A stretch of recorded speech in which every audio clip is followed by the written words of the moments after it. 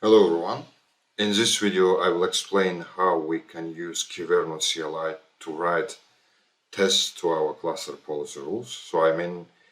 Before merging to main branch, our changes inside of future branch must be tested with the Kyverno CLI with testing rules, and only if validation will be passed per each of them with the kinds which must be matched to our cluster policy rule, only after that it will be merged to main, and in this case, of course, Argo will pull latest change from repository to inside of Kubernetes cluster. And in our environment, we use Gitlab CI like as output, and even if you use Gitlab CI, prepare Gitlab CI YAML file to use in your environment too, with the collapse for each of them. So I will not go in deep right now. I'm just showing the output of the Gitlab CI, how it will look. As we see, per each of them, it will be inside of collapse mode per each of the testing rule. If I will click this one, the output will look like this. It doesn't matter, even for min chart version, we can see all tests passed. Of course, if it will be failed, our CI will be failed, and do that we must fix until it prefixed to merge to the main branch. So I think that's enough to show CI part. Of course, I pushed all tests with test rules with manifest itself at the same time Gitlab CI YAML file to the remote repository, which from where you can get all these code files which I'm using right now. This is Gitlab CI YAML file. It's very small part. I just prepared my own Docker file and included inside of this Docker image Kyverno CLI to use inside of tests. As you see, it's just going to do iteration for each of the folder where located tests, and collapse mode we can use with this key which I got from official page of the Gitlab CI YAML file actually. So I can close it. I just explained one of them which required places. Of course, I will place all required places. So it is, for example, public DNS eligible. One point I want to say, by default, if we will give like as an argument to the Kyverno CLI all folders where located tests, it's going to check per each of them the file with the name Kyverno-test. And variables, if we use there, of course, we must define correct path for each of the variables file and cluster policy file for each of them. So if I will execute just command Kyverno test folder, it's located here, it will do tests for each of the objects per each of the cluster policy rule, which located inside of policies folder. We can see each of the test file going to write cluster policy, of course. Correct, which must be worked with these tests. So I'm going to explain one of them. If I will switch to the tests folder and try to go public DNS eligible to execute only this folder. So as I said before, by default, it's going to check Kyverno Test YAML file. Otherwise, I must define it with -f option to read this test file. So I will switch to the test part. So as we see, the kind of the test must be test. Its name inside of policy is key. We can define multiple policies. It's list actually, which cluster policy we go to read, and variable which counts like as parameter, which we will do override, and resources, manifest, which we will use here. So if I will switch to the policy rule, 2k8s, let me switch to the policies, 2k8s public DNS eligible. We match all virtual service in case if inside of virtual service will be used gateway object with this name, and it will match only on create and update case, not delete.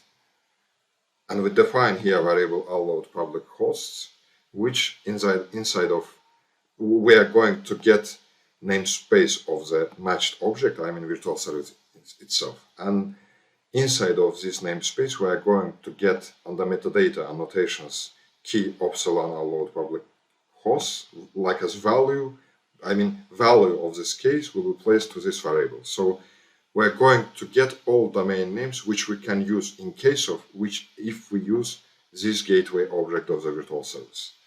So here we do validation to analyze. If inside of matched object, I mean virtual service, and the host will be present one of the domain name which comes from allowed public host, it means it is validated. We can allow to this object to be applied inside of Kubernetes cluster. If not, of course, we will not allow this. So that's enough of the cluster policy. This is the objects which you use here. For example, virtual service public DNS eligible. As we see, we have some hosts. We use right gateway.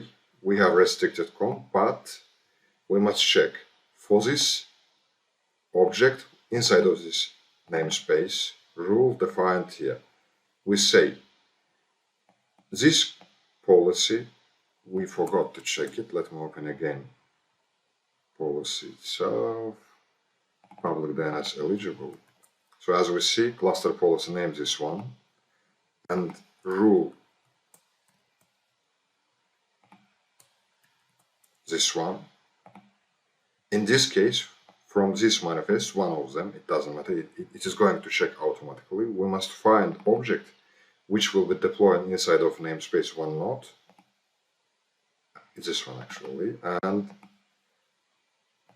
with the name of this, I mean kind itself will be with this name. So if I will do search it again, sorry, it's wrong manifest actually. It is not eligible. We must open eligible. So must be allowed COM verified with the namespace value with annotations which I showed before. If it's matched to this kind, result must be pass. So we wait answer from the test side to get passed value. To check it and to be sure it is correct, we must get this object name and check it here. We see under resources. So let me explain firstly variables, files, content too. This is kind of value. It is name, it doesn't matter. Have important key global values. We can do so I mean we can store one global value for each of the kinds which we will use to test for our cluster policy. It is policy itself, which I showed before inside of cluster policy.